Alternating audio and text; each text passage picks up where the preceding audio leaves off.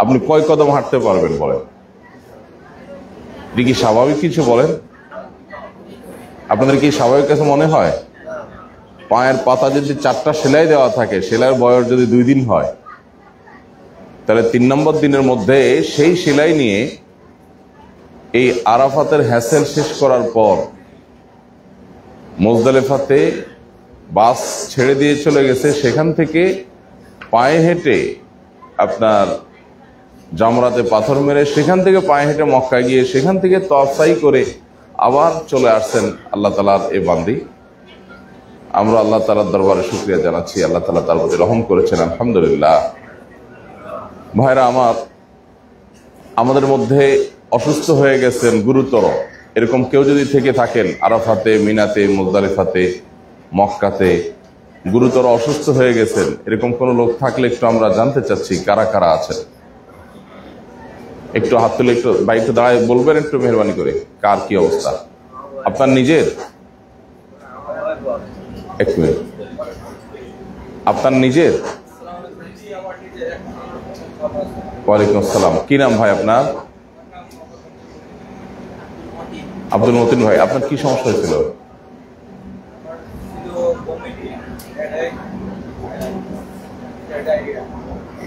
এখন ভালোর দিকে আছে?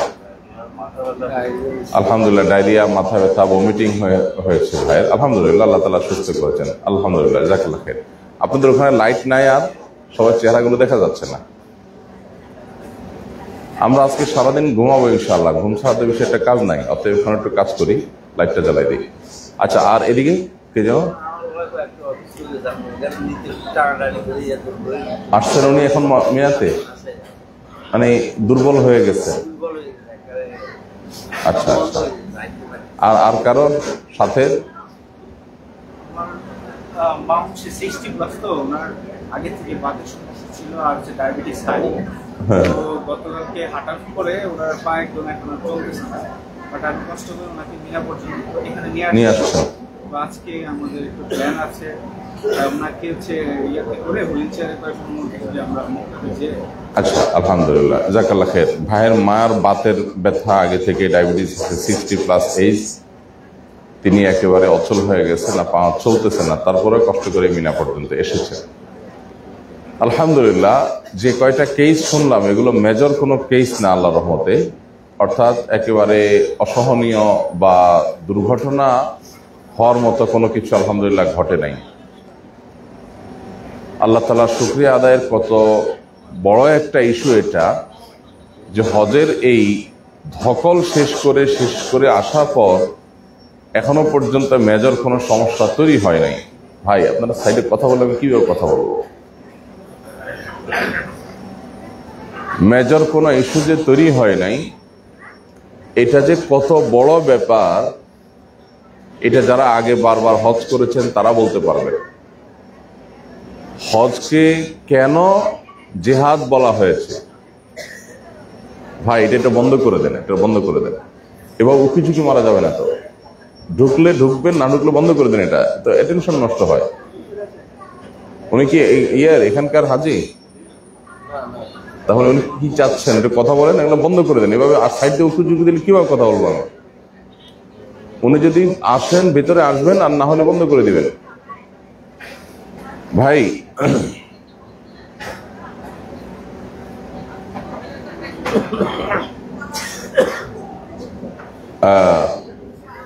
যেটা বলছিলাম, যে হজ করে শেষ করে সহি সালামতে চলে আসা এবং মেজর কোনো অসুবিধা না থাকা। আমরা এখানে প্রায় 260-70 জন মানুষ আছি, পুরুষ মহিলা মিলিয়ে।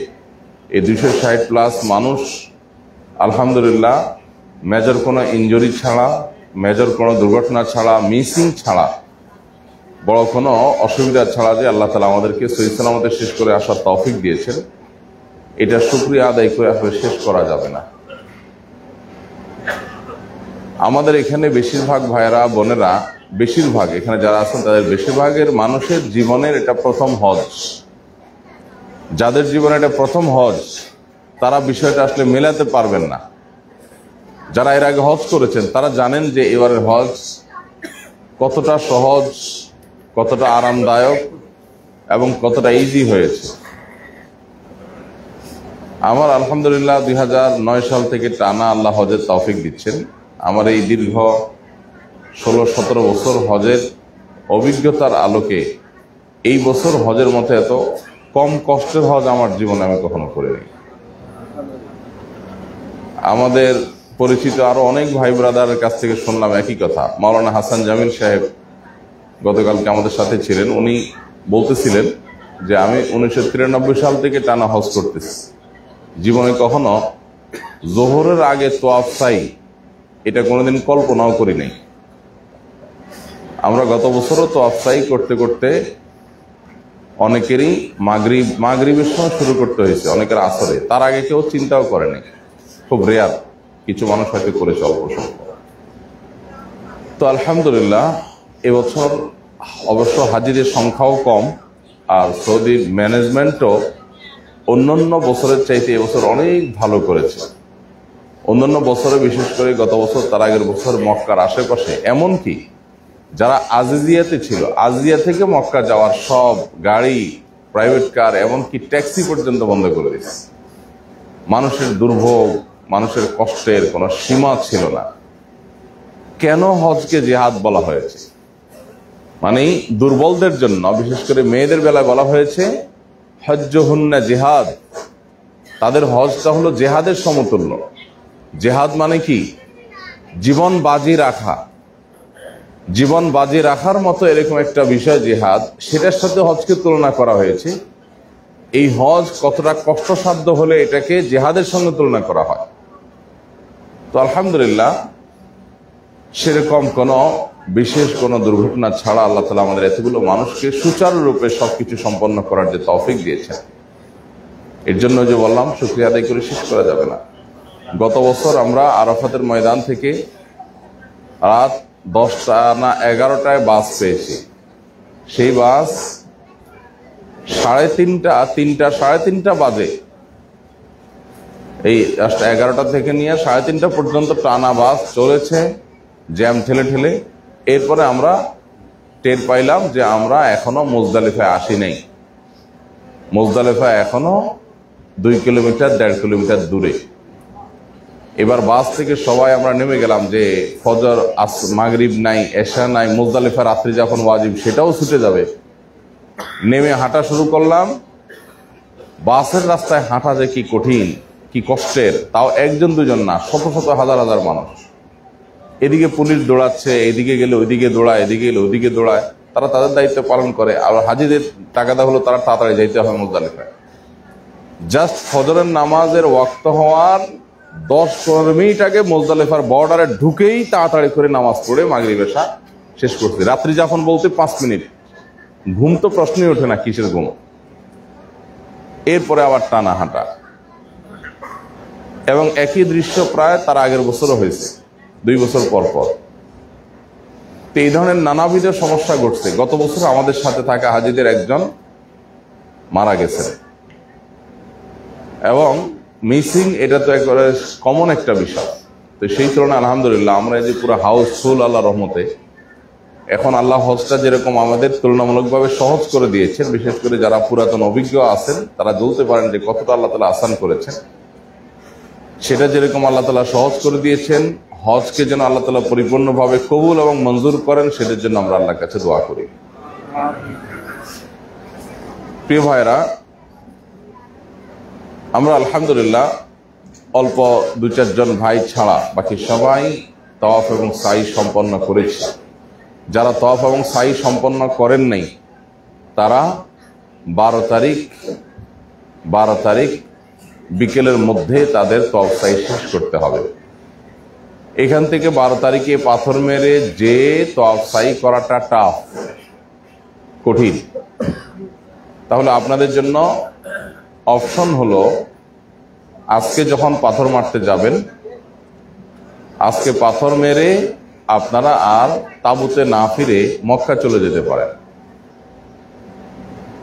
একটু আর্লি যেতে হবে, সেক্ষেত্রে যে তাওয়াফ সাই করে রাতে এসে মিনায় রাত্রি যাপন করলেন। এটা একটা অপশন নম্বর 2, আগামীকালকে এইরকম রাত্রি যাপন করে ফজরের পরে ভোরে উঠে মক্কা চলে যাবে। মক্কা যাওয়ার জন্য এটা সবচেয়ে গুড টাইম, কারণ একে তো পরিবেশ শান্ত, ঠান্ডা, বাইরে আবহাওয়া খুবই ভালো। দ্বিতীয়ত হলো এই টাইমে মক্কায় যাওয়া মানুষের সংখ্যা খুবই নগণ্য, যার কারণে মেইন রোডগুলোতে উঠলে আপনি ট্যাক্সি পাবেন বা কোনো গাড়ি পাবেন যেগুলো আপনাকে মক্কার কাছাকাছি নিয়ে যাবে ইনশাআল্লাহ। তো যে আপনি তফসাই করে হোটেলে গিয়ে রেস্ট করে ঘুমায় টুমায় উঠে এরপরে আমরা ইনশাআল্লাহ সন্ধ্যার আগে আগে আবার ব্যাক করলাম। দুপুরে পরে তো পাথর মারতে হবে, তাহলে বিকালে এসে পাথর মারলাম, বিকালে এসে পাথর মেরে তারপর তাবুতে চলে আসলেন অথবা আবার ব্যাক করলেন।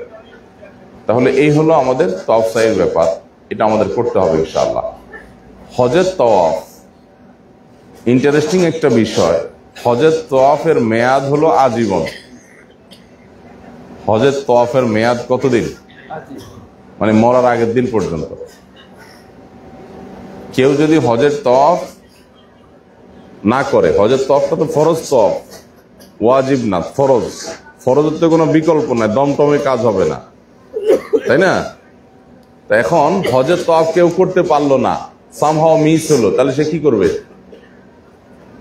সে 2 বছর, 4 বছর, 6 বছর, 8 বছর, 10 বছর, 20 বছর পরেও যদি হয়, তাকে এসে এই তওয়াফ করতে হবে। কিন্তু যেহেতু দেরি করেছে এই জন্য তাকে দম দিতে হবে, কিন্তু তার হজ হয়ে যাবে। আর মহিলাদের ব্যাপারে তাদের মাসিকের কারণে যদি কেউ না করতে পারেন তাহলে সেক্ষেত্রে তার দমটম কিছু দিতে হবে না, তিনি যখন সুস্থ হবেন তখন তওয়াফ করবেন। তো আলহামদুলিল্লাহ, আল্লাহ রাব্বুল আলামিন আমাদের হজকে যেরকম সহজ করে দিয়েছেন, আমাদের হজকে এরকম আল্লাহ তাআলা কবুল এবং মঞ্জুর করে দেন। আমরা যারা প্রথম হজ করেছি তারা টের পাবো না। এই যে গতকালকে আমরা বাসে আসছি মিনা পর্যন্ত, তারা অন্য আরো 10টা যে গ্রুপ আছে যারা হজে আসে বা আসছে এই বছর, একটু খবর নিলে দেখতে পারি যে বাসে করে এরকম এই আসার এই সুযোগ আমাদের কজনের হয়েছে। গত বছর আমরা যারা আমাদের সাথে হজ করেছেন হাজিদেরকে 60,000 রিয়াল দিতে হয়েছে এই সার্ভিসটার জন্য। 60,000 রিয়াল সবাই মিলে। আলহামদুলিল্লাহ, এই বছর কিছু টাকা হয়তো দিতে হবে, এটা এজেন্সি বহন করবে, কিন্তু হাজিদের উপরে কোনো টাকা আসে নাই, কিন্তু সার্ভিস আমরা পেয়ে গেছি আল্লাহর রহমতে। এই মিনায় আসার সার্ভিসটা যে কি সার্ভিস, শরীর টরীরের কি অবস্থা থাকে সবার, এরপরে যদি রাত্রি যাপনের জন্য মক্কা থেকে হেঁটে যদি মিনায় আসা লাগে তাহলে যে কি অবস্থা হতে পারে সেটা তো আসলে কোনো বলার অপেক্ষা রাখে না, তাই না? তো সেই জায়গায় আল্লাহ তাআলা যে আমাদেরকে সহজ করেছেন, আমরা বাসে চলে এসেছি। বাস যে আসছে সেটাও আবার এত দ্রুত আসছে, বাবাজি মোবাইল বাইরে নিয়ে যান না, বাইরে নিয়ে যান, একটু সাইডে যান, ওখানে সাইডে যান, বাইরে যে কথা। জি ভাই, তো আমরা যে আলহামদুলিল্লাহ মুজদালিফা মিনায় যে আসলাম রাতে, আমাদের তিনোটা বাস অলমোস্ট 15-20 মিনিটের মধ্যে চলে আসছে। 4 নম্বর বাস যেটা শেষ বাস, যেটা লেটে আসছে, এটা নিয়ে অনেক ইয়ে ছিল, আমাদের পেরেশানি ছিল। এই বাসটা কয়টা এসে ঢুকছে এরিয়ার মধ্যে, কেউ একজন বলতে পারেন? এরিয়ার ভিতরে ঢুকছে কখন? এরিয়ার ভিতরে 11টার পর না, 11টার পর তো মাস্ট ছাড়ছেই তো, 11:02 না 5 যেন,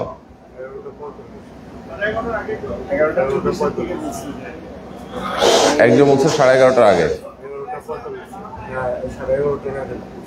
আচ্ছা আচ্ছা, মাশাআল্লাহ।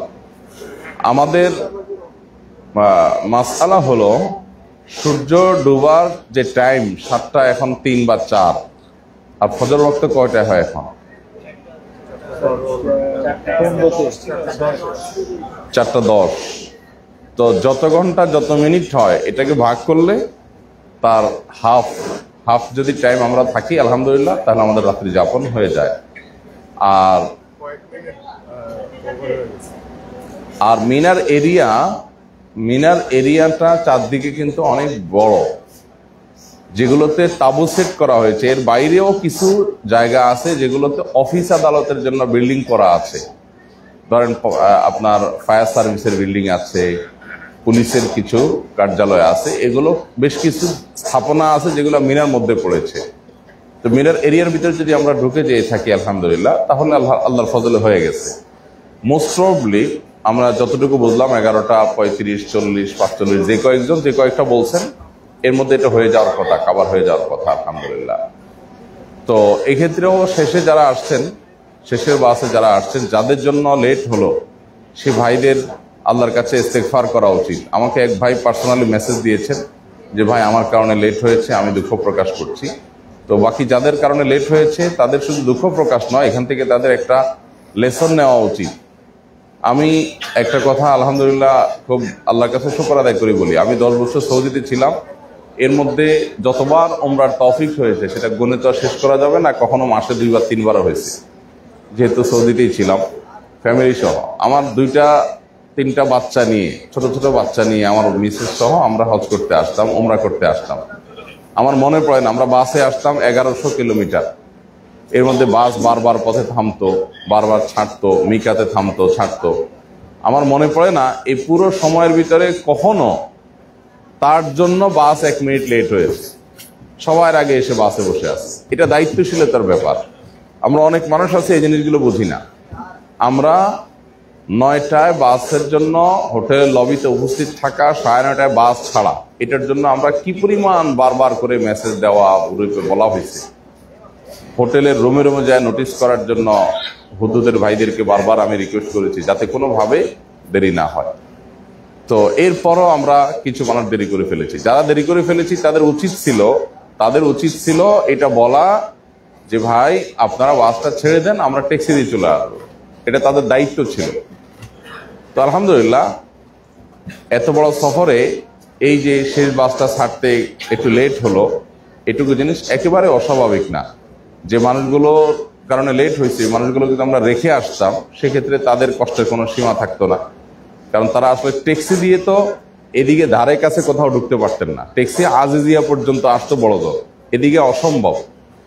আমরা এর আগে যখনই আসছি আজিজিয়াতে নামাই দিয়েছি, আজিজিয়া থেকে এ পর্যন্ত হেঁটে আসা এটা যে কত কঠিন সেটা আসলে বোঝানো যায় না। তো আল্লাহর শুকর আমাদের কারোরই সেরকম অবস্থা করতে হয় নাই, সবাই আমরা চলে আসছি টাইম মতো আল্লাহর ফজলে। বিশেষ করে যারা প্রথম, দ্বিতীয়, তৃতীয় বাসে আসছেন তারা তো 10, 15, 20 মিনিটের মধ্যে চলে আসছেন এক টানে, কল্পনাও করা যায় না যেটা। আমি তো খুব টেনশনে ছিলাম যে আমরা টাইম মতো ঢুকতে পারি কিনা।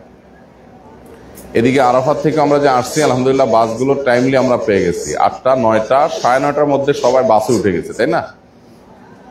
তো যাই হোক, সর্বাবস্থায় প্রশংসা সব আল্লাহর, আর ত্রুটি বিচ্ছুতি সব আমাদের সবার। ত্রুটি যেগুলো হয়েছে সেগুলো সব আমাদের, আর যেটুকু আমরা সুবিধা পেয়েছি, সহজীকরণ হয়েছে, তার সবটুকুন কার? আল্লাহর অনুগ্রহ, আল্লাহর রহমত। আমাদের কারোর কোনো ক্রেডিট এখানে নাই, আল্লাহ তাআলা আমাদেরকে দান করেছে। এই জন্য আমরা আবারও আল্লাহর কাছে শুকরিয়া জানাই, আলহামদুলিল্লাহ। প্রিয় ভাইরা, আমরা আজকের এবং আগামীকালকের এবং পরশু দিনের আমাদের করণীয় সম্পর্কে জানবো ইনশাআল্লাহ। শর্ট প্যাকেজের হাজী সাহেবরা যারা আছেন তারা, আমরা তো ইনশাআল্লাহ 11 তারিখে মদিনায় চলে যাব এবং 15 তারিখে আমাদের ফেরার ফ্লাইট। তো আমাদের হাতে তো একেবারেই সময় নাই।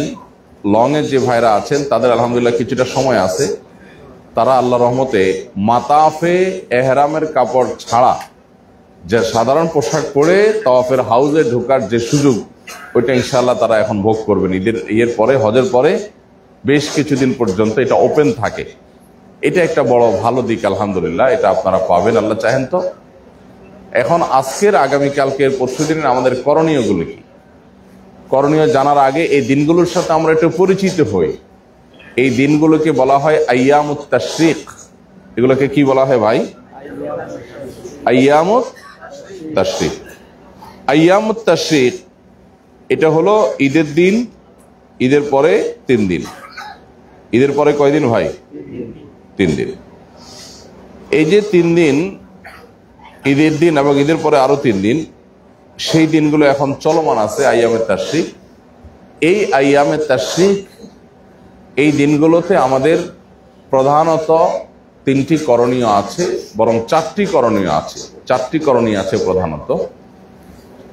এর ভিতরে 1 নম্বর করণীয় হলো, কোরআনে কারীম আল্লাহ রাব্বুল আলামিন বলেছেন সূরা বাকারার মধ্যে, সূরা বাকারার 200 নম্বর আয়াত আল্লাহ তাআলা বলেছেন, আউযু বিল্লাহি মিনাশ শাইতানির রাজীম, ফাইদা কাদাইতুম মানাসিকাকুম, তোমরা যখন তোমাদের হজের কার্যাবলী শেষ করবে, হজের কার্যাবলী যখন তোমরা শেষ করবে, সম্পাদন করে তোমরা শেষ করবে, ফাযকুরুল্লাহা কাযিকরিকুম আবাআকুম আও আশাদ্দা যিকরা, হজের কার্যাবলী শেষ করার পর তোমরা তোমাদের রবকে, আল্লাহ রাব্বুল আলামিনকে তোমরা স্মরণ করবে। কিরকম স্মরণ? তোমাদের পূর্বপুরুষ বাপ দাদাদেরকে যেরকম তোমরা স্মরণ করো, আল্লাহকে তোমরা সেরকম স্মরণ করবে। আও আশাদ্দা যিকরা, অথবা এর চাইতেও আরো ভালোভাবে স্মরণ করবে, আরো ডিপলি আল্লাহকে স্মরণ করবে। তো এখানে বাপ দাদাদের স্মরণের কথা যে বলা হয়েছে, প্রথমত আরব্য জাহিলি যুগে মানুষ বাপ দাদাদের নাম, বংশধারা এগুলো মুখস্থ রাখাটা এটা বড় ট্র্যাডিশন ছিল। কতটা স্মরণ রাখলে মুখস্থ রাখতে পারে মানুষ? মানুষ তো মানুষ, উটের, ঘোড়ার নসবনামা অর্থাৎ বংশধারা মুখস্থ রাখতো সে যুগের মানুষ। এবং ইন্টারেস্টিং বিষয়, জাহিরি যুগে শিক্ষিত মানুষ বলতে বোঝানো হতো এই টাইপের মানুষদেরকে। ধরেন যারা ঘোড়ার বংশধারা জানে, 50টা বংশ পর্যন্ত মুখস্থ রাখছে, উটের 30 বংশ পর্যন্ত মুখস্থ রাখছে, তাহলে এই লোক বিরাট শিক্ষিত মানুষ। আমাদের এই যুগে যেরকম ডাক্তার ইঞ্জিনিয়ার হলে মানুষ শিক্ষিত হয় না, হয়তো এমন একটা সময় পৃথিবীতে আসতে পারে যখন এটা নিয়ে মানুষ ট্রল করবে, তখনকার পৃথিবীর মানুষ যা ডাক্তার ইঞ্জিনিয়ার হলে এটা নাকি শিক্ষিত। শিক্ষার হয়তো অন্য কোনো মানদণ্ড দাঁড়ায় যেতে পারে। তো তখনকার মানুষের কাছে শিক্ষার মানদণ্ড ছিল এইটা, যে কে কত বেশি বংশধারা মুখস্থ রাখতে পারে। উটের নাম দিতে তারা একটা, ঘোড়ার নাম দিতে, এই ঘোড়ার নাম এইটা, এর বাপের নাম এটা, তার বাপের নাম এটা, তার বাপের নাম এটা, ওর বাপ এতদিন বাঁচছে, জন্ম এত তারিখে, মৃত্যু এত তারিখে, এই ঘোড়ার এগুলা মুখস্থ করতে বসে বসে, এটা ছিল তাদের কাছে শিক্ষা। তো পূর্বপুরুষদেরকে স্মরণ করা এটা তাদের একটা ট্র্যাডিশন ছিল। বিশেষ করে হজের সময় আসলে, হজের কার্যক্রমগুলো শেষ করার পর তারা তাদের বাপ দাদাকে স্মরণ করত। কাকে স্মরণ করতো ভাই? বাপ দাদাকে তারা স্মরণ করত। তো আল্লাহ রাব্বুল আলামিন বলেছেন সেরকম বা তার চাইতে আরো ভালোভাবে, আরো ডিপলি তোমরা স্মরণ করো আল্লাহ রাব্বুল আলামিনকে হজ সম্পাদন করার পর। তো আলহামদুলিল্লাহ সেই সময়টা কিন্তু এখন চলমান আছে। আমাদের এখন কাজ হবে আল্লাহর জিকির করা, আল্লাহকে স্মরণ করা। আল্লাহকে কি করা? স্মরণ করা। আল্লাহ তাআলা আমাদের জন্য কতটা সহজ করে দিয়েছেন, কতটা আসান করে দিয়েছেন। অনেক দুর্ঘটনা ঘটতে পারতো, সেটা আল্লাহ তাআলা হইতে দেন নাই, আমাদেরকে আল্লাহ সেভ করেছেন। কষ্ট যেটুকু হয়েছে, অনেকেরই কষ্ট হয়েছে, আমি জানি অনেকেরই কষ্ট হয়েছে, অনেক বেশি কষ্ট হয়েছে, কিন্তু এই কষ্টটা মাত্রায় আরো অনেক বেশি হতে পারতো না? কি বলেন?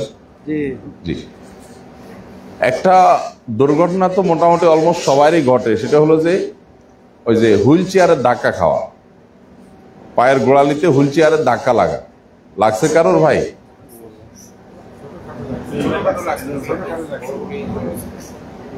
মানে কারোর পা শহীদ হয়েছে,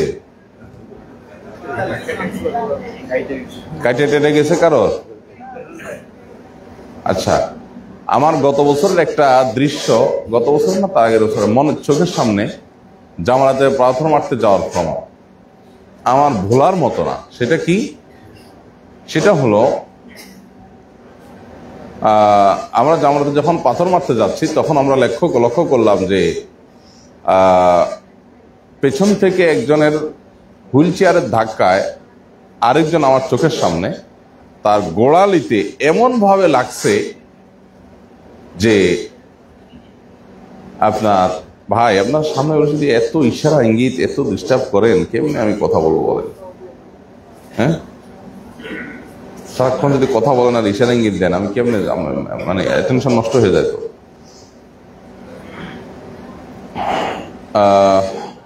তার পায়ের গোড়ালিতে হুইল চেয়ারের ধাক্কা লাগছে আমার চোখের সামনে। জাস্ট এমনভাবে ফিনিক দিয়ে ব্লিডিং শুরু হয়ে গেছে, মানে আমি দেখেই ভয় পেয়ে গেছি। কিন্তু একটা অবাক করা ব্যাপার দেখলাম, এই ভদ্রলোক পেছনের দিকে তাকায়া জাস্ট একটা মুস্কি হাসি মতো দিয়া ইগনোর করে চলে গেল। আমি কয়েক সেকেন্ডের জন্য একটু টাস্কি খেয়ে গেলাম যে এটাও কি সম্ভব। মানে এখানে এক চোট মারামারি হয়ে যাওয়ার কথা, হ্যাঁ, আর কিছু না হোক 2-4টা ভালো মন্দ তো শুনে দেওয়ার কথা। কিন্তু আমি, আমার সাথে আমার মিসেস ছিল, আমি বললাম খেয়াল করো এই ধৈর্য কিভাবে ধরতে পারে একটা মানুষ, ব্লিডিং এ সব লাল হয়ে যাচ্ছে কিন্তু তার কোনো অভিযোগ নাই। সুবহানাল্লাহ। এরে বলে হজ আর এরে বলে সবর। আলহামদুলিল্লাহ, আমরাও আল্লাহর রহমতে অনেক ভালোভাবে এই কাজটা অনেকেই করেছি। আমাদের মধ্যে অনেক ধৈর্যশীল মানুষ আছেন, মাশাআল্লাহ, অনেক সবর করেছেন, বরং বেশিরভাগই ধৈর্যশীল। কারণ আমাদের বিশেষ করে এই গ্রুপে যারা হজে আসছেন আমাদের সাথে, আলহামদুলিল্লাহ, আপনাদের হজের এই ট্রেনিং শুরু হয়ে গেছে প্রায় 6 মাস আগে থেকে। আপনাদের জন্য আলেম নিয়োগ করে, অ্যাপয়েন্ট করে, তাদেরকে দিয়ে আপনাদের সূরা কিরাত মশক করানো, আপনাদের বিভিন্ন রকমের গাইড করানো, এই মেন্টর সেট করে দেওয়া আপনাদের জন্য, এই কাজটা তখন থেকে চলছে। এরপরে সেশন হয়েছে কতগুলো। আমাদের হজের ট্রেনিং এমনও লোক আছে যে 4-5 বার সেশন নিয়েছেন, 4-5 বার করে। এরপরে তো লেগে থাকা যে জিনিসটা, সেটা তো আছেই আলহামদুলিল্লাহ। আমার একটা জিনিস আছে আলহামদুলিল্লাহ, আমি হজের সফরে, উমরার সফরে আসলে, হজের সফরে, উমরার সফরে কাজের বাইরে কোনো কাজ আমি মাথায় নেই না। মক্কায় উম্মুল কোরা বিশ্ববিদ্যালয় সবাই দেখতে যায়, ইসলামী বিশ্ববিদ্যালয়। আমি আজও পর্যন্ত কোনোদিন উম্মুল কোরা বিশ্ববিদ্যালয়ের ভিতরে ঢুকিই নাই, প্রবেশই করি নাই। আমারও মনে চায় যাইতে, কিন্তু এখনো যাই নাই। কারণ হজ বা উমরা আসলে আমি এটা নিয়েই পড়ে থাকতে পছন্দ করি। অন্যান্য জায়গায় দৌড়ায় বেড়ানো, এটা আমার কাছে ভালো লাগে না। তো আলহামদুলিল্লাহ, আমরাও চেষ্টা করেছি আপনাদের সাথে সর্বোচ্চ বেশি সংখ্যক সময়, বেশি পরিমাণ সময় আপনাদের সাথে কাটাবার জন্য। তো যে পরিমাণ সুযোগ আমরা পেয়েছি, আল্লাহ তাআলার কাছে শুকরিয়া। অন্য অনেকের চাইতে আল্লাহ তাআলা আমাদেরকে সুসম্পন্ন হজকে সুসম্পন্ন করার তৌফিক দিয়েছেন। গতকালকে আমাদের হোটেলের সামনে, এই প্যাকেজের হোটেলের সামনে যে সেলুন আছে, এই সেলুনের সামনে বিকালে এক ভদ্রলোক, এক ভদ্র মহিলা, মাগরিবের আগে ওনারা চুল কাটতে আসছেন সেলুনে। তো আমাকে দেখে মাসালা জিজ্ঞাসা করলেন, ভাই আমরা এখন কি করবো একটু বলেন। আমি বললাম বলেন আপনাদের কি দরকার। তো বললেন যে আমরা এখন তওয়াফ সাই করতে যাব। তখন মাগরিবের আজান দিবে, আর হয়তো 15-20 মিনিট আছে, তওয়াফ সাই করতে যাব। তো বললাম তাহলে মিনায় কখন রাত্রি যাপন করবেন। তো বললেন সেটা তো জানি না, মিনা আবার রাত্রি যাপন কি, মিনা রাত থাকতে হয় নাকি? হ্যাঁ। জানেন না আপনি? কয় না। তাই বললাম এখন তওয়াফ সাই করবেন কেন, সারাদিন কি করছেন? বলে সারাদিন তো আমাদেরকে ওখানে মুআল্লিম বসে রাখতে বলছে, আসরের পরে পাথর মারতে যাবে। তা আমরা আসরের পরে পাথর মেরে এখন আসলাম। চিন্তা করেন, ঈদের দিন পাথর মারার সময় কখন? ফজরের পর থেকে শুরু হয়, ফজর থেকে শুরু হয়। সেটা কখন? শুরুর টাইমটা নিয়ে কিছু আলাপ আছে, সূর্য উদয়ের পর। তো সূর্য উদয়ের পর থেকে যদি আপনি ধরেন, মূলত জোহরের ওয়াক্ত হওয়ার আগে আগে করা হলো উত্তম। সেটা যদি না হয় তো সূর্য ডুবা পর্যন্ত আপনি করতে পারেন। কিন্তু ওনাদের শুরুই বলে দিচ্ছে মুআল্লিম যে বিকেলে, এবং মিনা রাত্রে যখন বলতে কিছু জানে না। তো ভদ্রলোক অনেক শিক্ষিত মানুষ। আমি বললাম ভাই যদি রাগ না করেন একটু কথা বলতে চাই। বলে যে হ্যাঁ অবশ্যই বলেন। বললাম হজে আসার আগে কোথায় যাচ্ছেন, কিভাবে যাচ্ছেন, সঠিকভাবে হচ্ছে কিনা, হবে কিনা, এগুলো একটু অ্যানালাইসিস করা দরকার ছিল না? হজ তো ছেলে খেলা না, এত টাকা খরচ করছেন, জীবনে একবার ফরজ হয়, একটা নফল সুন্নত ছুটতে পারে, আপনার ফরজ ওয়াজিব নিয়ে টানাটানি শুরু হয়ে গেছে, এটা কেমন হজ? এটা আগে তো খেয়াল করবেন না? বলে হ্যাঁ ভাই খেয়াল করছি। তো কিরকম খেয়াল করছেন? বলে হ্যাঁ সবাই বলছে এরা ভালো, এদের সাথে আসা দরকার, এই জন্য এদের সাথে জমা দিছি। তাই বললাম যে আপনার এখন একটা বাড়ি বানানোর দরকার, আপনি আমারে 1 বস্তা টাকা দিয়ে দিবেন, আমি কোনো ইঞ্জিনিয়ার না, আমি আপনার একটা বাড়ি বানাই দিব। আপনি রেডি হয়ে গেলে উঠে যাবেন বাড়িতে, জানালা একটু ছোট, দরজা একটু কোয়ালিটি খারাপ, রুম কোনোটা বড় কোনোটা ছোট, আপনি উঠে বলবেন আলহামদুলিল্লাহ যা হয়েছে আল্লাহ শুকর। করবেন এটা? না, জীবনে করবো না।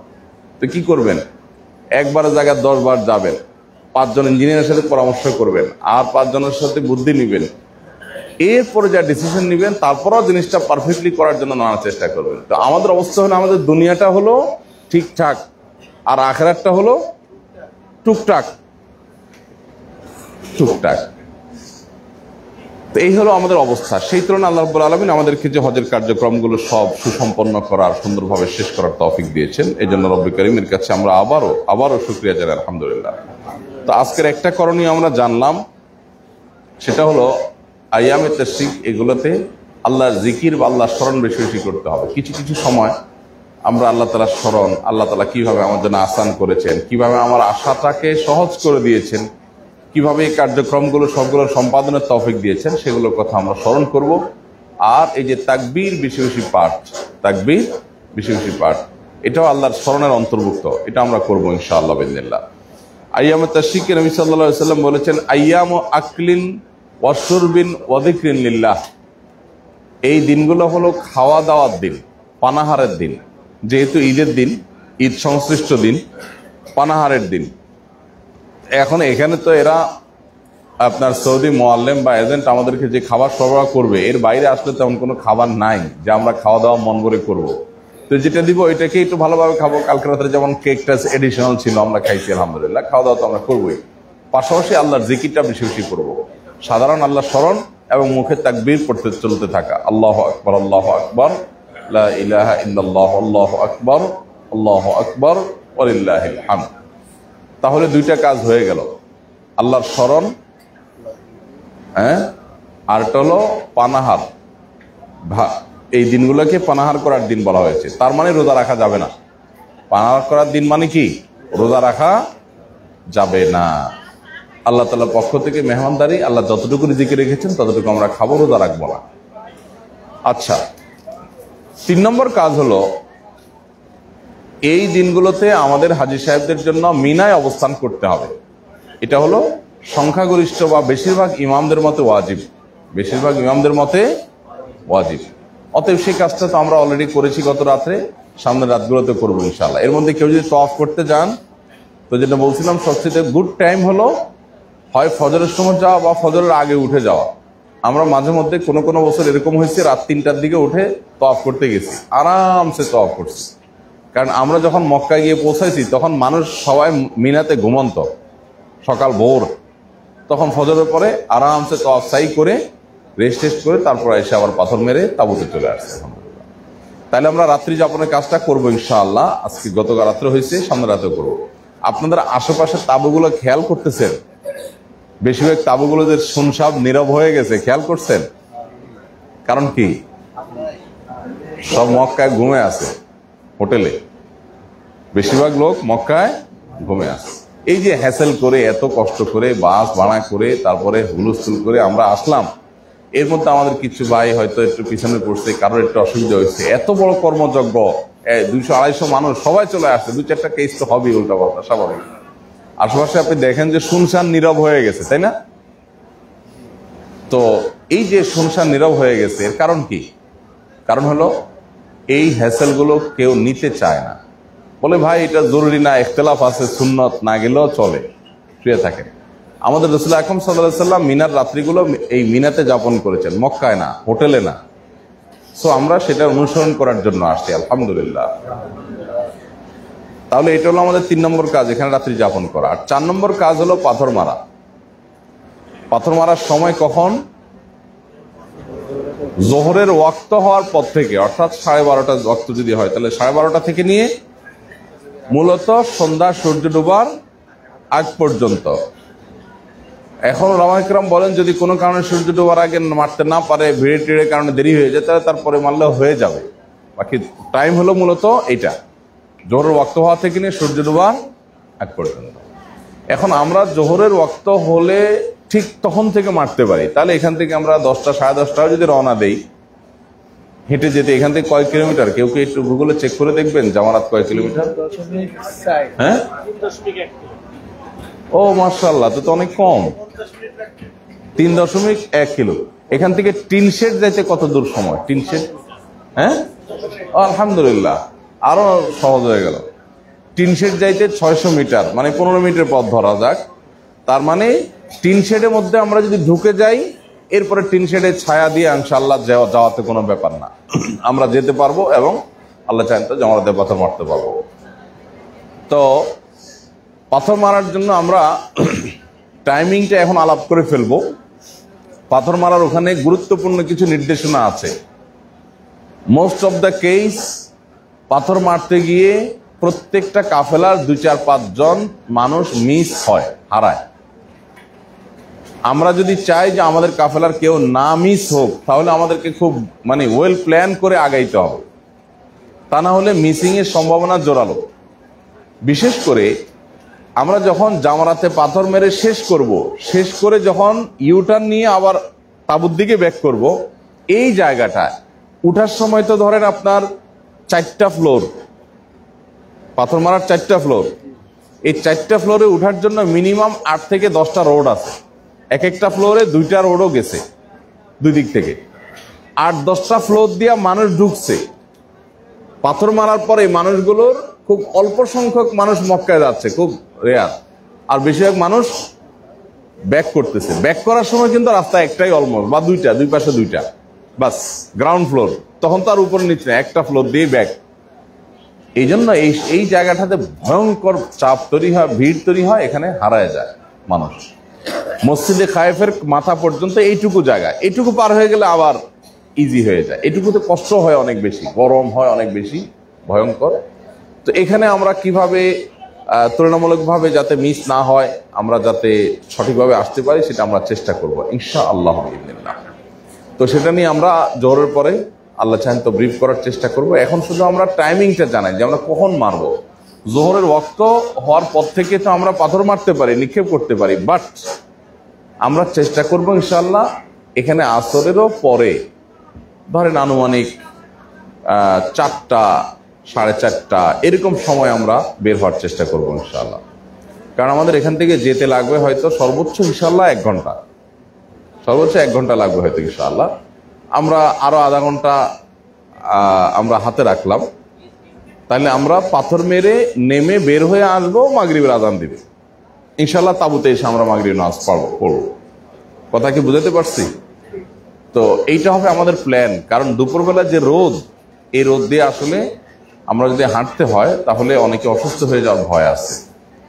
যদিও এখানে পাথর মারার জন্য সরকারিভাবে টাইমিং থাকে এবং টাইম দেওয়া থাকে যে আপনাদের জন্য এতটা টাইম, এই টাইমে আপনারা বের হবেন। তো আমরা চেষ্টা করবো ইনশাআল্লাহ অ্যাডজাস্ট করে আমাদের যাওয়াটা যেন হয় আসরেরও পরপর না হয়ে, আসরের পরে যাতে একটু রোদের তাপ একটু কমার পর যেন হয়, তখন হাঁটলে আমাদের খুব বেশি অসুবিধা হবে না। আর ফেরার সময়টাও মাগরিবের পরে আমরা ইজি আসতে পারবো ইনশাআল্লাহ।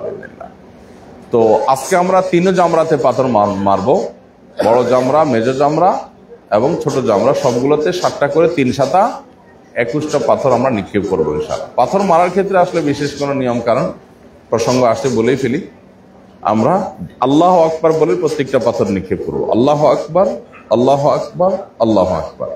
পাথরটা ওই যে ওয়ালটা আছে, এই ওয়ালটাতে গিয়েই লাগতে হবে, নট নেসেসারি হাউসের মধ্যে পড়লেই চলবে।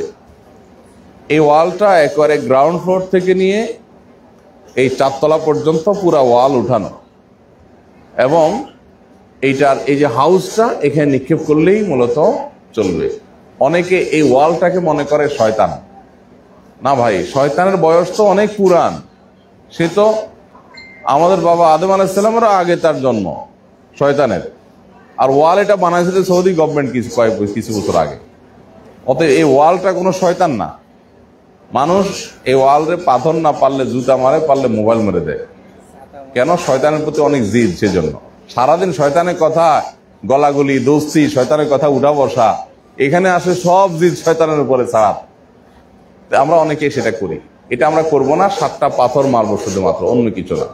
আর পাথর মারার জন্য কৌশল হলো, আমরা যখন এই দিক থেকে যাব তখন যে সাইডটা, এই সাইডটাতে আমরা মারবো না, আমরা একটু শেষ সাইডে বা মাঝের দিকে যাব, তখন চাপ কম থাকে।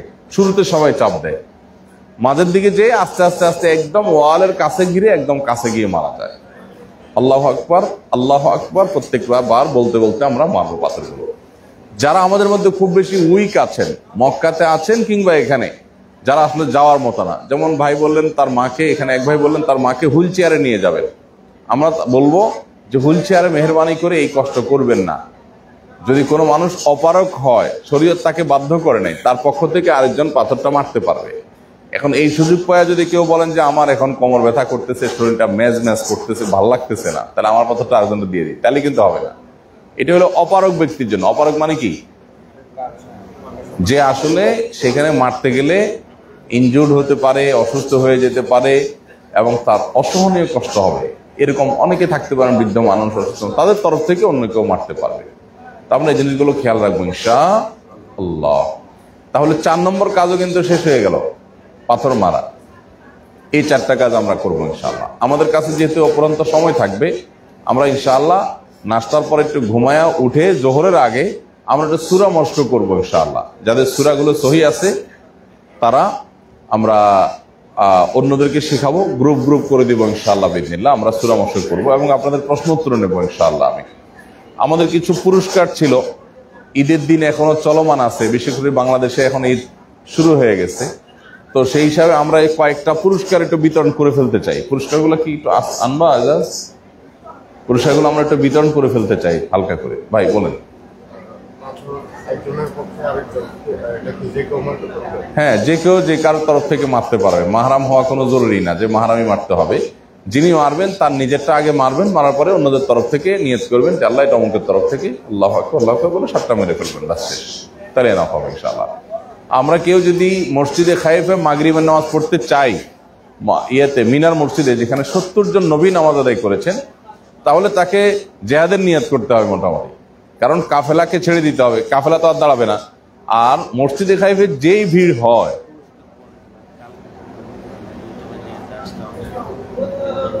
আচ্ছা না আমরা শেষ করে ফেলবো ইনশাআল্লাহ। ভালো কথা বলতে হবে যে আমাদের অনেকেরই কালকে আসতে রাত 2টা-3টা বেজে গেছে, সিঙ্গেল যারা আসছে। অবশ্য বাস সবগুলা আগেই চলে আসছে। তো আমরা সারাদিন আজকে ঘুমাবো, কিন্তু রোদ তাপ উঠে গেলে ঘুমাতে পারবো না, এখন ঘুমের জন্য সময় দিতে হবে। কই পুরস্কারগুলো কি আছে? আমরা কয়েকটা পুরস্কার দিয়ে ফেলতে চাই ভাই।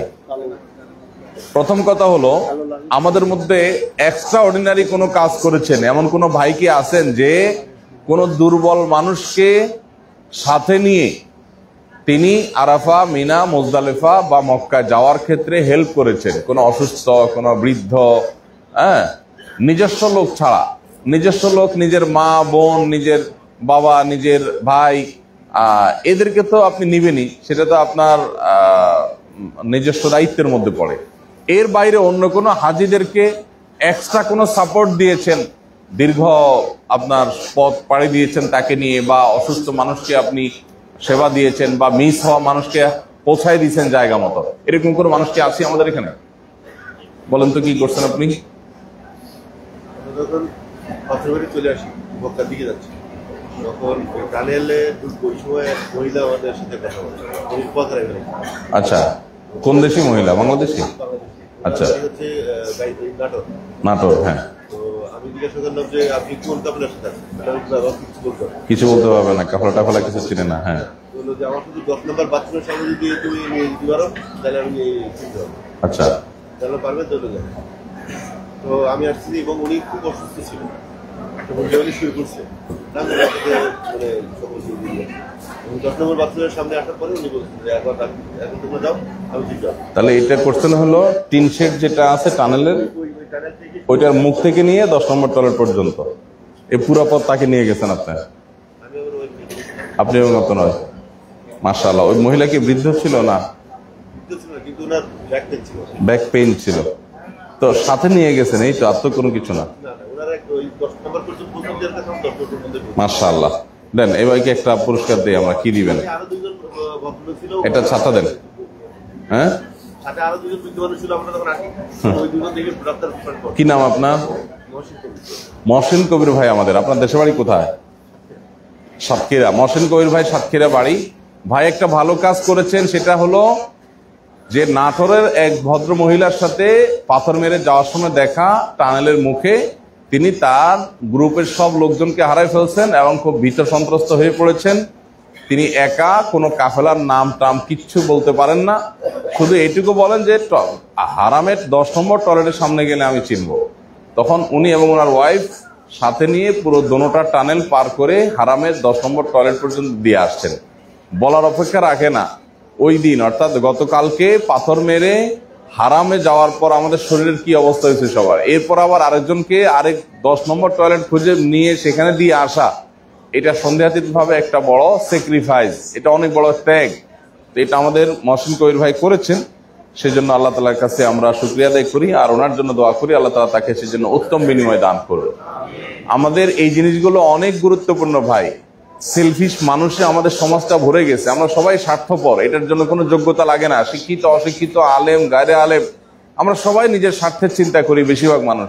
এই যে স্বার্থের ঊর্ধ্বে উঠে মানুষের জন্য কাজ করা আর সবর করা, এই মানুষগুলো এই গুণগুলো আমাদের অনেক বেশি দরকার আলহামদুলিল্লাহ।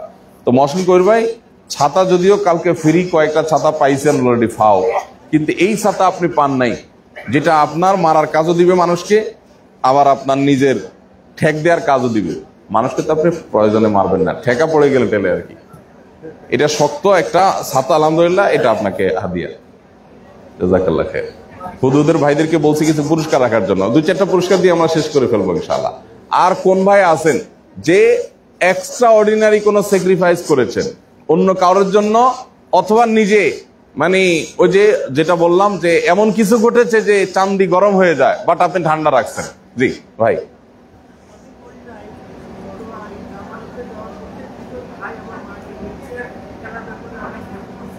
আমাদের সহযাত্রীদের মধ্যে আপনি এরকম কিছু আমাদের এরকম কিছু গুণী মানুষের সাথে পরিচয় করান না?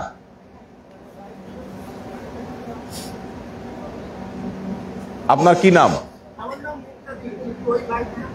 মুক্তাদি ভাই বলতেছেন ওনার মা হুইল চেয়ারে গেছেন। তো আমাদের সহযাত্রীদের মধ্যে কিছু ভাইরা হুইল চেয়ার ঠেলেছেন আল্লাহর জন্য, হুইল চেয়ার ঠেলে ঠেলে হেল্প করেছেন অক্লান্ত ভাবে, তিনি সেটাতে আপ্লুত আলহামদুলিল্লাহ। এই যে আমাদের দীর্ঘ মোটিভেশন, হজের আগে গুরুত্বপূর্ণ সেশন, এগুলো আমাদেরকে আল্লাহ রহমতে এই কাজগুলো করতে উদ্বুদ্ধ করেছে আল্লাহর ফজলে। তো ভাই তাদেরকে পাচ্ছেন না, না ওনারা ধরা দিতে চাচ্ছেন না। ওই যে এক ভাই পাওয়া গেছে। আচ্ছা মাশাআল্লাহ। ভাই আপনি কতটুকু হুইল চেয়ার ঠেলছেন ওনার?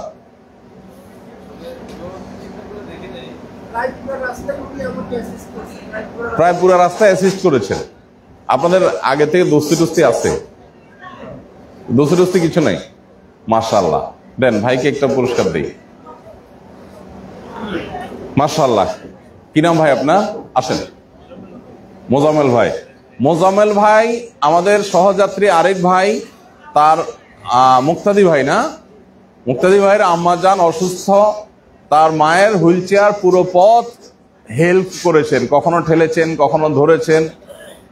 এই কাজটা আরো কিছু ভাইরা করেছেন। তো এই ভাই যেহেতু জেগে আছেন এবং উনি অনেক হেল্প করেছেন, আমরা ভাইকে একটা জায়নামাজ হাদিয়া দিচ্ছি। জাযাকুমুল্লাহ খাইর। এই পুরস্কার, হ্যাঁ, ইন্না লিল্লাহি ওয়া ইন্না ইলাইহি রাজিউন। ভাইয়ের পা নিজেরটাই ফসকা পড়া, এরপর তিনি আরেকজনকে হেল্প করেছেন। এর মধ্যেও তার বিপদ, বাসে তার ভুলে ব্যাগ রয়ে গেছে। ব্যাগে খুব বেশি জিনিসপত্র, টাকা পয়সা ছিল। প্রথমটা হারামের লকারে রয়ে গেছে, এখান থেকে যাওয়ার পর হারামের লকারে রয়েছে। আল্লাহ, ওইটা হারাম থেকে আর ফেরত পাই নাই, কারণ অনেকক্ষণ ওয়েট করার পরও তারা দিতে পারে না, পরে চাইতে হবে। পরে আরেকটা গুছিয়ে এখানের জন্য নিয়ে আসি। আমরা 2 নম্বর বাসে উঠছিলাম, আহারে সিঁড়িতে জানামাজ দিছে, ওইখানে বসছিলাম এক মুরব্বী সহ। আল্লাহ, ওই টয়লেটের উপরে ব্যাগ রাখলাম। পরে 3 নম্বর বাস থেকে একজন এসে বললো যে ওই বাসটা খালি, আপনারা এখানে চলে আসেন। তো আমরা 8-10 জন রওনা দিছি। যেহেতু ডোর ওপেন হয়েছে, ওইখানে নেমে গেছে, অ্যাবসেন্ট মাইন্ডেড রয়ে গেছে। ইন্না লিল্লাহি ওয়া ইন্না ইলাইহি রাজিউন। তা এখন লকারেরটার কি হবে? লকারটা পাবো যাওয়ার পরে। আচ্ছা আচ্ছা, বসেন। মাশাআল্লাহ, ভাই স্যাক্রিফাইসটা আল্লাহ তাআলা কোন বান্দাকে যখন ভালোবাসেন তাকে পরীক্ষা করেন। ইন্নাল্লাহা ইযা হাব্বা কওমান ইবতালাহুম। আল্লাহ যখন মানুষকে পছন্দ করেন তাকে পরীক্ষার মধ্যে ফেলেন, কঠিন কঠিন পরীক্ষা আসে তার জীবনে। ভাইয়ের পরীক্ষাটা দেখেন, ওনার নিজের পায়ে ফসকা পড়ে গেছে, উনি আরেকজনের খেদমত করছেন, ওনার ব্যাগ হারামের লকারে রাখছেন তফসাই করার জন্য মনে হয়। তফসাই করে এসে লকারের মধ্যে আর ব্যাগ পাচ্ছেন না, এটা পরে হয়তো পাইতে পারেন, তখন আর পান নাই, ব্যাগ ওইটা ওখানে রয়েছে, আর পাওয়া যায়নি। এরপরে আরেকটা ব্যাগ গোছা নিচে মিনা আনার জন্য, ওইটা আবার বাসে রয়ে গেছে, বাস চেঞ্জ করছে, ওইটা আর নামানো হয় না তাড়াহুড়ার মধ্যে। তাহলে 2টা ব্যাগ একদিনে মিসিং। অনেক বড় কঠিন কাজ। এখন শামস ভাই কই আছে না খানা আনতে গেছে? পাওয়া যাবে না? শামস ভাই, এই ভাইয়ের ব্যাগ যে 3 নম্বর বাসে রয়ে গেছে, ওই ব্যাগটা উদ্ধার করার কোনো উপায় নাই?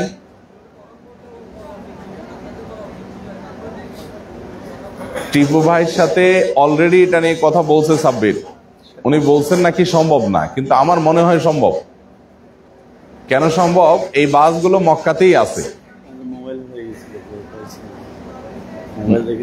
উনি বাসে মোবাইল দেখে পাইছে, ওটা অবশ্য সাথে সাথে ছিল।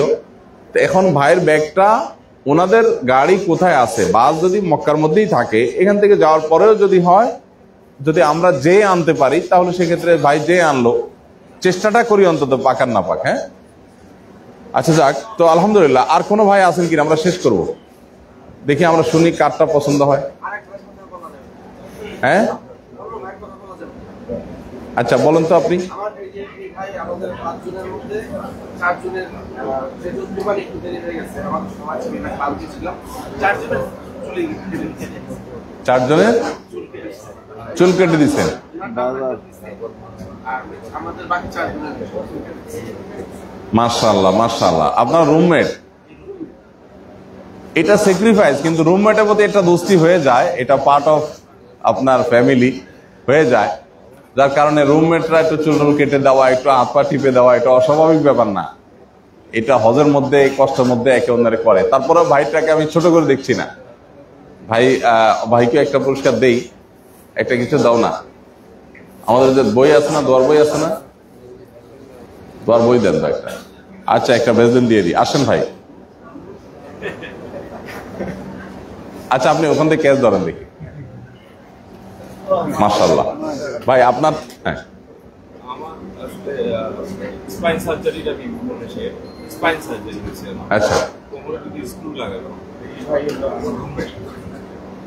আরব থেকে মুস্তালিফা থেকে আমার পুরো রাস্তা ঠিক আছে, শেষ পর্যন্ত এখানে পর্যন্ত আসছি।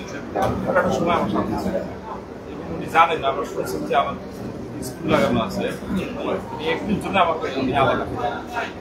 মাশাআল্লাহ, এটা তো অনেক বড় স্যাক্রিফাইস। মাশাআল্লাহ। আপনার কি নাম ভাই? মুহাইমিন ভাই। ওনার পিঠে 2টা স্ক্রু লাগানো আছে, ওনার সার্জারি হয়েছে মেজর, তো 2টা স্ক্রু লাগানো আছে। ওনার রিস্ক ছিল পুরা পথ। তো ভাইয়ের নাম কি জানি? জাহিদুল হক। আপনারা কি আত্মীয় স্বজন হন? রুমমেটও না, পূর্ব পরিচিত না, রুমমেটও না, শুধু সহযাত্রী। তো সেক্ষেত্রে এই ভাই তিনি যখন শুনছেন এই লোকটার পিঠে 2টা স্ক্রু লাগানো আছে, ইনজুর্ড, অসুস্থ মানুষ, তখন একেবারে শুরু থেকে শেষ পর্যন্ত তাকে একবারও হাতছাড়া হতে দেন নাই। সারাক্ষণ তাকে সাথে সাথে রাখছেন, টেক কেয়ার করছেন। সহজ বিষয় না। যেখানে সবাই এনএফসি করে, সেখানে এই যে ত্যাগ, স্যাক্রিফাইস, এটা অনেক বড় ব্যাপার। ভাইকে একটা ভালো পুরস্কার দাও। কি আছে? পুরস্কারের আগে আমি একটু দোয়া চাই। আমি 2023-এ আমার নিয়ে হজ করতে এসেছি। আমার ত্যাগ ছিল এই বছর আমি হুইল চেয়ার ঠেলবো। আচ্ছা, আমি হুইল চেয়ার ঠেলছি পাহাড় দিয়া, মানে ওই যে যেটা নাকি আপারের জায়গা। আমি এবার নিয়ত করি বেরিয়েছি যে আমি এবার হুইল চেয়ার ঠেলবো, কিন্তু আমি দুঃখিত হুইল চেয়ার পাইনি। আমার হুইল চেয়ারের নিয়ত ছিল আচ্ছা, হুইল চেয়ার ঠেলবো, কিন্তু পাইনি। আমি এই সালে আপনার মাকে নিয়ে হজ করছেন, তখন কি হয়েছিল? আমার মা হুইল চেয়ারের নিচে পড়ে গেছিল। আচ্ছা, আমাদের হুইল চেয়ারই, আমাদের আরেক যাত্রী হুইল চেয়ার, পরে জামানাতে পাথর নিক্ষেপের পরে আমি বলছি যে আমার আল্লাহ যদি নেয় কখনো আমি হুইল চেয়ার ঠেলবো। হুইল চেয়ারের ঠেলতে কত কষ্ট এটা আমি জানি, আমি ঠেলছিলাম। কি নাম যেন আপনার বললেন? জাহিদুল হক ভাই। জাহিদুল হক ভাই 2023 সালে ওনার মাকে নিয়ে আসছেন।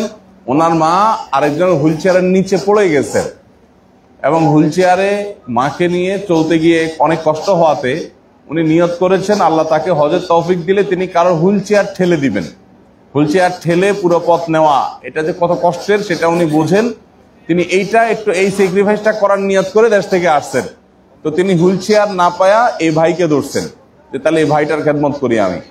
তো এই যে আগে থেকে নিয়ত করা যে আমি স্যাক্রিফাইস করব, সুবহানাল্লাহ। আমার নিজেরও যথেষ্ট কমতি আছে এই ক্ষেত্রে। তো এই ক্ষেত্রে জাহিদুল হক ভাই যেটা অনন্য একটা উদাহরণ সৃষ্টি করেছেন, আল্লাহ তাআলা তাকে এই জন্য উত্তম বিনিময় দান করুন। ভাই, আপনার হুইল চেয়ার টানার শখ যেহেতু এখনো পূরণ হয় নাই, আজকে যদি আমাদের জামারাতে যাইতে হুইল চেয়ারের কোনো যাত্রী থাকে, তা আপনাকে আমরা এই শখ পূরণের সাহায্য করবো ইনশাআল্লাহ।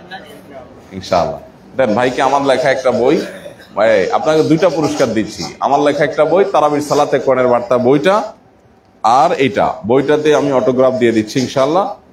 কলম দেন একজনে ভাই। আর আপনাকে একটা জায়নামাজ দিচ্ছি, এটা স্মৃতিস্বরূপ আপনার কাছে থাকবে। জাহিদুল হক ভাই, আপনি আমাদের অনুপ্রেরণা, আপনি আমাদের শিক্ষা। আমি নিজে অনুপ্রাণিত হলাম আপনার দ্বারায়। আল্লাহ আমাদের সবাইকে এরকম পরোপকারী মানসিকতা লালন করার তৌফিক দান করো। আমরা একে অন্যের কল্যাণে যেন জীবন উৎসর্গ করতে পারি, আল্লাহ সেই তৌফিক আমাদের সবাইকে দান করো। আমরা সবাই এটাকে খুব সিরিয়াসলি মেনটেন করবো ইনশাল্লাহ। অন্যের জন্য কাজ করা, উপকার করার চেষ্টা করবো ইনশাল্লাহ। কলম নাই কারোর কাছে ভাই? একটু মেহরবানি করে একটু কলম দেন, একটু যে কোনো একটা কলম দেন। মাশাআল্লাহ, আমরা আজকে এখানে শেষ করব, যেহেতু অনেকেরই চোখে ঘুম আছে, আমার একটু রেস্ট করা দরকার। আবার রোদ উত্তাপ হয়ে গেলে ঘুমাইতে পারবো না হয়তো ইনশাআল্লাহ। এই জন্য আমরা ঘুমের জন্য চলে যাবো। আল্লাহ চাহেন তো। নাস্তা কখন আসবে? নাস্তা রেডি। নাস্তাটা খেয়ে আমরা ইনশাআল্লাহ ঘুমায় পড়বো। আমরা জোহরের আগে হয়তো ঘন্টাখানেক আগে উঠে আমরা সূরা কেরাত মস্ত করবো। জোহর পরে আবার আমরা প্রশ্নোত্তর সেশন করব। আপনাদের অনেক প্রশ্ন আছে আমি জানি, বিশেষ করে গতকালকে সবচেয়ে কষ্টের দিন ছিল। এই কষ্টের দিনে আমাদের কার কিসের মুখোমুখি হয়েছে, আমরা কে কোন সিচুয়েশনে পড়েছেন, অনেক জিজ্ঞাসা তৈরি হয়েছে। প্রশ্নগুলো কাগজে লিখে দিয়ে দিবেন, আমরা ইনশাআল্লাহ আপনাদের প্রশ্নগুলো উত্তর দেওয়ার চেষ্টা করবো ইনশাআল্লাহ। আর আজকে কয় তারিখ ভাই? 11 তারিখ। 11 7 তারিখ। 7 তারিখ না, আরবি 11। গুড গুড, ভালো হয়েছে। 11 মাস হলো 12 1446। নেন ভাই, মাশাআল্লাহ, জাযাকাল্লাহ খায়ের। আপনি এত ভালো কাজ করেছেন, আল্লাহ আপনাকে উত্তম বিনিময় দান করুন। মাশাআল্লাহ। আমাদের বোনদের ওখানে কে কি স্যাক্রিফাইস করছে সেটা আমরা জানতে পারলাম না। ওখানে বোনদের ওখানে জিম্মাদার হলেন মিসেস ইসমাইল।